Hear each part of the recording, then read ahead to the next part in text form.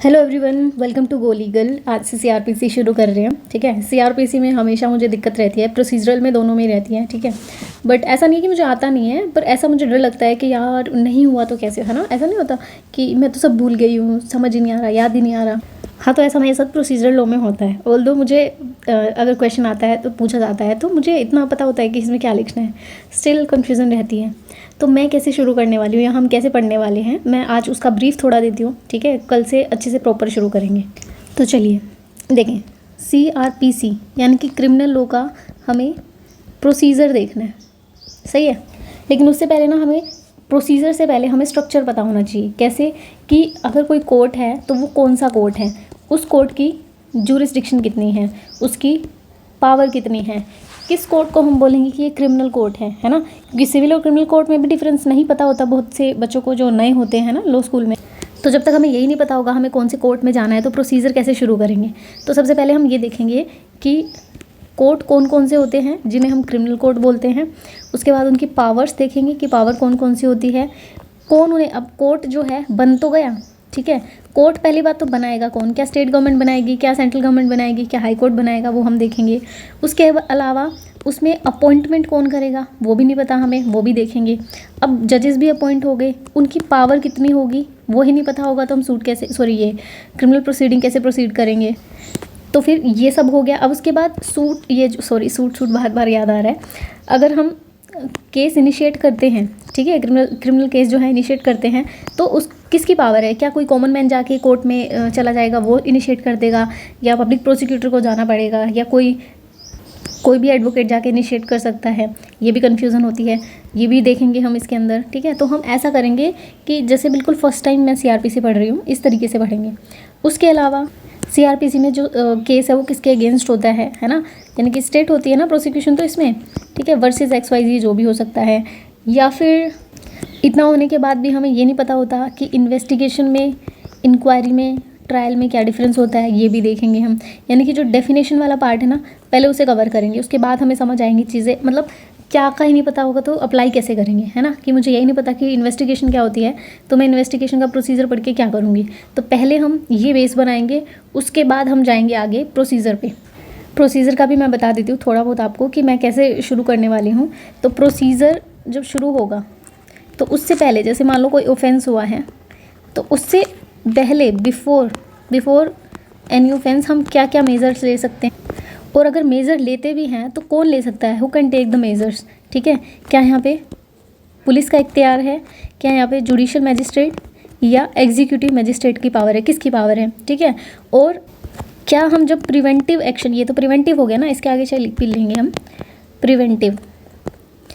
अब ये जो प्रिवेंटिव एक्शन हम एग्जीक्यूट कर रहे हैं तो क्या यहाँ पे अरेस्ट की पावर है या डिटेंशन की पावर है, ठीक है, या आप सिक्योरिटी जमा करा सकते हो, या बेल बॉन्ड करा सकते हो, क्या करा सकते हो, ये सारा प्रिवेंटिव में हम देखेंगे।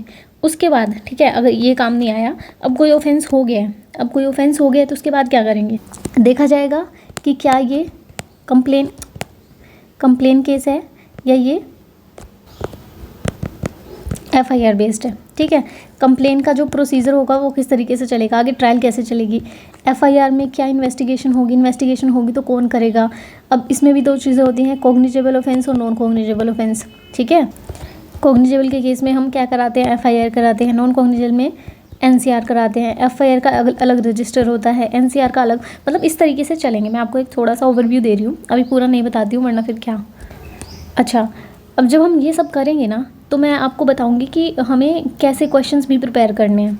जैसे फॉर एग्जांपल मैंने कहा कि सबसे पहले हम करेंगे प्रिवेंटिव। ठीक है, तो प्रिवेंटिव से रिलेटेड जितने पॉसिबल क्वेश्चंस होंगे हम वो क्वेश्चन ट्राई करेंगे लिखना। ठीक है, उसके बाद हम ऑफेंस से रिलेटेड जो भी क्वेश्चंस पॉसिबल बन सकते हैं उन्हें ट्राई करेंगे। उसके बाद जैसे जैसे आगे बढ़ेंगे ना एक एक स्टेप, वैसे वैसे हम एक एक मतलब क्वेश्चन जो है ऐड करते रहेंगे। जैसे FIR है, FIR पे क्वेश्चंस भी बनते हैं, इससे रिलेटेड केस लॉज भी आते हैं, सब कुछ, everything will be done here, right. तो थोड़ा टाइम शायद ज़्यादा लगेगा पर जितना होगा ना सफिशिएंट होगा फॉर योर एग्जामिनेशन। तो शुरू करते हैं। पहला कह रहा है कि कोड ऑफ क्रिमिनल प्रोसीजर कौन सा है, Act 2 of 1974। ठीक है, 25 जनवरी 1974। इन्हें हल्के में नहीं लेना। हम सोचते हैं कि यार इन्हें क्या ही पढ़ेंगे, कहाँ ही पूछे जाते हैं क्वेश्चंस, इसलिए बार बार मैं इन्हें मेंशन करती हूँ। अब है एनेक्ट टू कंसोलिडेट और amend the law relating to criminal procedure, right. अब आता है भाई हमारा शोर्ट टाइटल। कल ही जो क्वेश्चन हुआ था सीपीसी का पूछा गया था, मैंने जो हरियाणा जुडिशल सर्विसेज का पेपर आपको कराया था उसमें यहाँ से क्वेश्चन बना हुआ था। हम जनरली क्या करते हैं, इसे इग्नोर करते हैं। इग्नोर नहीं करना, इसलिए वो क्वेश्चन किए जाते हैं ताकि हमें आइडिया हो कि क्वेश्चन कहाँ से आते हैं। तो शॉर्ट टाइटल हमारा क्या है, code of criminal procedure 1973। Extent कहाँ तक है, होल ऑफ इंडिया एक्सटेंट है, ठीक है। Provides that the provision of this code कहाँ कहाँ अप्लाई होंगे। अब ये चीज़ इंपॉर्टेंट है, चैप्टर 8, चैप्टर 10 और चैप्टर 11, इन तीनों चैप्टर्स पे सीआरपीसी अप्लाई हो। मतलब ये, अरे यार, ये जो चैप्टर सीआरपीसी के हैं ये पूरे इंडिया पे इक्वली अप्लाई होंगे, ठीक है। लेकिन इसके अलावा जो चैप्टर है सीआरपीसी के, वो स्टेट ऑफ नागालैंड पे अप्लाई नहीं होगा और ट्राइबल एरियाज़ पे अप्लाई नहीं होगा, राइट, क्योंकि अब जम्मू कश्मीर तो आ गया है इसमें डोमेन में। But the concern state government में बाय नोटिफिकेशन, अब यहाँ से क्वेश्चन बन सकता है कि कौन अप्लाई करा सकती है, ठीक है। By notification apply the provisions of any of them, whole part और part of state of Nagaland और such tribal area as the case may be with such supplemental incidental consequential, ये देखें, modifications as may be specified in the notification. यानी कि वो जो जगह देखो, जो नागालैंड स्टेट है या जो ट्राइबल एरियाज़ है वो सेंसिटिव एरियाज़ हैं, ठीक है। तो यहाँ पे अगर हमें कोई प्रोविजन अप्लाई करना होगा तो वहाँ के स्टेट के अकॉर्डिंग ही, मतलब वहाँ के लोगों के रिक्वायरमेंट्स के अकॉर्डिंग ही उसे अप्लाई करना होगा। और वहाँ के जो लोग हैं उनकी रिक्वायरमेंट्स कौन जान सकता है, वहीं की स्टेट गवर्नमेंट जान सकती है ना, सेंट्रल गवर्नमेंट को इतना नहीं पता होगा। यही से ऐसे समझो कि हरियाणा स्टेट के बारे में नागालैंड वालों को, स्टेट के लोगों को नहीं पता होगा इतना, ठीक है। तो हम अपने स्टेट की रिस्पॉन्सिबिलिटी समझ रहे हैं और कैसे अप्लाई करना है उसे समझेंगे, वहाँ के लोग अपने उसकी।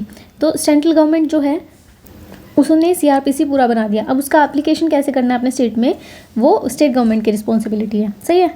अब आते हैं हम डेफिनेशन वाले पार्ट पे। फर्स्ट है हमारा बेलेबल ऑफेंस। बेलेबल ऑफेंस कहाँ है, देखो इसको ऐसे समझो, बेलेबल ऑफेंस में बेल जो है as a matter of right मिलेगा आपको, ठीक है, मैटर ऑफ राइट। और नॉन बेलेबल ऑफेंस में डिस्क्रिप्शन ऑफ द कोर्ट है, और उसके अलावा subject to some condition given under section 41 of CrPC, वो देखेंगे आगे जब हम करेंगे। चलो, बेलेबल ऑफेंस क्या होता है, means any offence which is shown as a bailable in first schedule. तो फर्स्ट शेड्यूल में हमें वो लिस्ट दी हुई है, ठीक है, एक चार्ट की फॉर्म में। तो उसमें जो भी ऑफेंसेस बेलेबल ऑफेंसेस होंगे वो सारे बेलेबल हैं, अगर उसमें वो नॉन बेलेबल है तो वो नॉन बेलेबल है। और which is made bailable by any other law for the time being in force and the non bailable offence means any other offence, सही है, इसमें कोई ऐसा समझने वाला नहीं है। Charge includes any head of the charges when the charges contain more than one heads. तो ये सिंपल है, ये पढ़ने की जरूरत नहीं, पूछा नहीं जाता, बस ये पूछा जाता है कि 2B में है, ठीक है। तो इसका सर सेक्शन याद रखना है आपको। फिर आता है हमारा कॉग्निजेबल, तो ऐसे याद करें, सी से कॉग्निजेबल, ठीक है, नॉन कॉग्निजेबल बल मतलब एल, ठीक है। तो नॉन कॉग्निजेबल किस में है, 2L में है, और कॉग्निजेबल 2C में, सी से कॉग्निजेबल, राइट। सेक्शन भी याद रखना है भाई। Means an offence for which the cognizable case means a case in which a police officer may in accordance with the first schedule और under any other law for the time being in force arrest without warrant. तो simple तुम्हें याद रखना है, arrest, जहाँ पे arrest without warrant होता है वो कॉग्निजेबल होते हैं, और विद वारंट होता है तो वो नॉन कॉग्निजेबल होते हैं, जो 2L में दिए गए हैं, ठीक है। तो कई बार मुझे ना कन्फ्यूज़न हो जाती थी, तो मैंने ऐसे याद किया था, जहाँ पे नॉन है वहाँ पे चाहिए मतलब वारंट, और जहाँ पे नॉन कॉग्निजेबल नहीं है मतलब नॉन नहीं है वहाँ पे विदाउट आ जाएगा। मतलब नोट की सिचुएशन तो दोनों सिचुएशन में रहेंगी, एक बार ऑफेंस में नॉन आ जाएगा मतलब नेगेटिव आ जाएगा, एक बार ही डेफिनेशन में नेगेटिव आ जाएगा। मैंने ऐसे याद किया था उस टाइम पे, अब तो खैर पता ही है। Complaint means any allegation. अच्छा, कंप्लेंट क्या होता है, कंप्लेंट जो है मजिस्ट्रेट को की जाती है, ठीक है। It can be in oral और इन राइटिंग, नंबर 1 विद, अच्छा यहाँ से क्वेश्चन बन सकता है मेंस का भी, ठीक है। तो तुम्हें डेफिनेशन पता होनी चाहिए कि किस तरीके से आपको लिखनी है। द एलिगेशन मेड, एलिगेशन है जो ओरली भी हो सकते हैं और इन राइटिंग भी हो सकते हैं। किसको किया जाता है, हमेशा मजिस्ट्रेट को, ठीक है। विद अ व्यू, ये भी इंपॉर्टेंट है, with a view to taking any action under this code that some person whether known और unknown has committed an offence but does not include a police report. लेकिन इसमें police report include नहीं होती, पर इसका एक exception है, वो मैं आपको बताती हूँ। देखो, एक होता है FIR, ठीक है, एक होती है कंप्लेंट। जो एफआईआर होती है ना, वो हम कहाँ जाते हैं, हमेशा पुलिस स्टेशन जाते हैं, ठीक है, डायरेक्ट मजिस्ट्रेट के पास नहीं जाते, पुलिस स्टेशन जाते हैं। और कंप्लेंट केस में सीधा हम जाते हैं मजिस्ट्रेट के पास। अब जब यहाँ पे हम मजिस्ट्रेट के पास चले गए तो पुलिस रिपोर्ट की तो कोई बात ही नहीं है। यहाँ पे पहले पुलिस के पास जाएंगे, पुलिस इन्वेस्टिगेशन करेगी, सब कुछ करेगी और 173 की रिपोर्ट तैयार करेगी, ठीक है। और ये जो रिपोर्ट है ना, पुलिस रिपोर्ट, ये आगे जाएगी मजिस्ट्रेट के पास। तो यहाँ पे तो बीच में 3 स्टेप बढ़ गए, यहाँ पे सीधा ही हम मजिस्ट्रेट के पास जा रहे हैं, सही है। अब मैंने आपको कहा है कि एफआईआर केस में ऐसा होता है, मान लो कोई केस आया है पुलिस के पास और वो प्राइमा फेसाई लग रहा है कि ये एफआईआर केस है, ठीक है, बट इन्वेस्टिगेशन जब हो गई तो पता चला कि भाई ये इन्वेस्टिगेशन केस नहीं था, ये तो कंप्लेंट केस था, सही है। अब कंप्लेंट केस तो सीधा मजिस्ट्रेट के पास जाएगा, सही है। अब ये जो पुलिस, अब इन्वेस्टिगेशन खत्म हो गई, यानी कि पुलिस ने तो पुलिस रिपोर्ट बना ली ना, राइट। अब ये पुलिस रिपोर्ट है ना, एज अ कंप्लेंट जाएगी किसके पास, मजिस्ट्रेट के पास। और जो ऑफिसर जो ऑफिसर ये लेके जाएगा कंप्लेंट, जो पुलिस रिपोर्ट लेके जाएगा, उसे हम बोलेंगे कंप्लेनेंट। और यही चीज़ लिखी है इसके एक्सप्लेनेशन में, देखते हैं। A report made by police officer in a case which discloses after investigation. After investigation पता चलता है कि वो जो था नॉन कॉग्निजेबल ऑफेंस था, shall be deemed to be a complaint and the police officer by whom such report is made shall be deemed to be a complaint. तो इसे हम क्या बोलेंगे, डीम्ड कंप्लेंट ही बोलेंगे, सही है। नेक्स्ट है हमारा हाई कोर्ट। हाई कोर्ट से जनरली क्वेश्चन नहीं बनते, पर यहाँ से जो क्वेश्चन बन सकते हैं वो ये बनते हैं कि किस स्टेट का हाई कोर्ट, जैसे कि हरियाणा में ही आया हुआ था कि अंडमान एंड निकोबार का जो हाई कोर्ट है वो कहाँ पे है, सही है। तो आंसर क्या था, कोलकाता। तो इस टाइप के क्वेश्चन आ सकते हैं, या नंबर ऑफ हाई कोर्ट्स पूछे जा सकते हैं, या फिर किन 2 स्टेट्स का हाई कोर्ट सेम ही है, इस तरीके से क्वेश्चन पूछे जाते हैं। पर ऐसा यहाँ से डेफिनेशन से कोई क्वेश्चन नहीं आता, अभी तक तो आया नहीं, आगे पता नहीं। इंडिया, यहाँ से भी क्वेश्चन बनता नहीं है, means the territory which code extend, फिर भी कर लिया। इंक्वायरी, ये इंपॉर्टेंट है, ठीक है। अब हम कोई गलत काम करेंगे तो उसकी इंक्वायरी तो बैठेगी ना, तो बस जी से गलत और इंक्वायरी तो है ही, गलत काम किया इंक्वायरी होगी, तो जी से inquiry. Means every inquiry other than a trial, trial के अदर मतलब उससे अलग, conducted under this code by the magistrate और द कोर्ट। देखो जब ट्रायल चल रही होती है, ठीक है, तो जैसे कोई चीज़ इन्वेस्टिगेट करनी हो, पूरे प्रॉपर हमारे पास एविडेंसेस नहीं हो और बहुत चीज़ें हो जाती हैं, तो ट्रायल के अलावा जो भी काम मजिस्ट्रेट वहाँ पे कर रहा है, ठीक है, during the course of that particular case, तो उसे हम बोलेंगे इंक्वायरी, सही है। और कौन कराता है, हमेशा मजिस्ट्रेट कराएगा। पुलिस कराएगी तो इन्वेस्टिगेशन होगी, और मजिस्ट्रेट करा रहे हैं तो इंक्वायरी। अब आता है 2H, इन्वेस्टिगेशन, ठीक, includes all the proceedings under this code for the collection of the evidences conducted by the police officer or by any person other than a magistrate who is authorized by the magistrate in his behalf। तो ध्यान हमें क्या रखना है, for the collection of evidence, evidence को collect करने के लिए जो भी प्रोसीडिंग की जाती है बाय द पुलिस ऑफिसर, वो होती है हमारी इन्वेस्टिगेशन, या फिर ऐसा person who is authorised by the magistrate in that behalf, वो भी इन्वेस्टिगेशन होगी। अब आता है judicial proceeding, any proceeding in the course of which evidence is और may be legally taken on oath. यहाँ से क्वेश्चन जनरली नहीं बनता, बट स्टिल अगर तुम्हें याद रखना है तो जहाँ पर लीगली टेकन ऑन एविडेंस जो है वो legally taken on oath. Next है हमारा लोकल जुरिस्डिक्शन, यहाँ से भी क्वेश्चन नहीं बनता। फिर भी देखो लोकल जुरिस्डिक्शन क्या होगी, एक मैजिस्ट्रेट का पर्टिकुलर एरिया होगा, ठीक है, जहाँ पे वो अपनी पावर एक्सरसाइज कर सकता है, बस वही है लोकल जुरिस्डिक्शन। मेट्रोपॉलिटन एरिया जो है सेक्शन 8 में दे रखा है, यहाँ पे सेक्शन 8 जो है वो पढ़ना हमें इंपॉर्टेंट है, ये पढ़ने की ज़रूरत नहीं है। नॉन कॉग्निजेबल केस हम पढ़ चुके हैं, कैसे याद किया था, कॉग्निजेबल L और 2L, ठीक है। Police officer has authority to arrest without warrant. Next है हमारा नोटिफिकेशन, जो ऑफिशियल गैजेट में होती है, नहीं आता, क्वेश्चन नहीं पूछा जाता। ऑफेंस का पूछा जाता है 2N, मीन्स एनी एक्ट और omission made punishable by any law for the time. अब यहाँ पे क्या लिखा है, एनी लॉ। अब हम IPC में भी सेक्शन 40 में आई गेस ऑफेंस की डेफिनेशन पढ़ते हैं, तो आपको बताना है कि what is the difference between the 2 definition, यहाँ पे जो 2N में है और जो सेक्शन 40 ऑफ IPC में है। यहाँ पे बाय एनी लॉ लिखा है, तो क्या वहाँ पे बाय एनी लॉ लिखा है या अंडर IPC लिखा है, वो आपको देखना है, सही है। नेक्स्ट है officer in charge of police station, यहाँ से क्वेश्चन जनरली नहीं बनता। प्लेस, हाँ बस ये नहीं बनता यहाँ से भी। प्लीडर नहीं करना। रिपोर्ट, ये इंपॉर्टेंट है, ये पढ़ना है। अ रिपोर्ट फॉरवर्डेड बाय, अभी मैंने आपको बताया था 173 की जो रिपोर्ट है जो पुलिस ऑफिसर मजिस्ट्रेट को देता है after the completion of the investigation, तो वो है पुलिस रिपोर्ट। इसका सेक्शन पूछा जाता है 2R में, सही है। नेक्स्ट है हमारा पुलिस स्टेशन, नहीं पूछा जाता जनरली, मैंने हाईलाइट किए हुए हैं, वहीं से क्वेश्चन बनते हैं।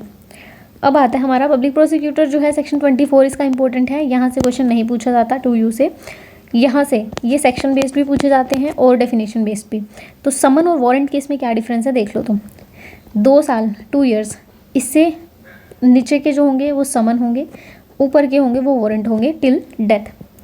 अब है विक्टिम, विक्टिम में कौन आएगा, यहाँ से क्वेश्चन पूछा जाता है और वेरी इंपॉर्टेंट है। Means a person who has suffered any loss और injury caused by the reason of the act और omission for which the accused person has been charge and the expression victim include his और her guardian और legal heir. तो question कहाँ से बनता है, सिर्फ यहाँ से, इंक्लूड से, हिज और हर लीगल गार्जियन इंक्लूड होते हैं बस, ठीक है। WA याद रखना है, समन में W याद रखना है, X में मतलब मैंने ऐसे याद किया था कि कोई तो एक्स फैक्टर होगा बंदे में जो वारंट केस कर दिया, ठीक है, मतलब इतना बड़ा केस किया उसने। तो X से पहले क्या आता है W, समन केस, और इन दोनों के बीच में विक्टिम फंस गया बेचारा, सही है। तो WA, तो मैंने ऐसे याद किया था, आप अपनी ट्रिक्स देख लेना अगर नहीं याद रहे तो, क्योंकि सेक्शन याद करने ज़रूरी है भाई। अब जो सेक्शन 3 है ना, इसमें है कंस्ट्रक्शन ऑफ रेफरेंसेस। इसको वैसे तो पढ़ने की भी ज़रूरत नहीं है बट मैं आपको बता देती हूँ। इसमें बस ये बता रखा है कि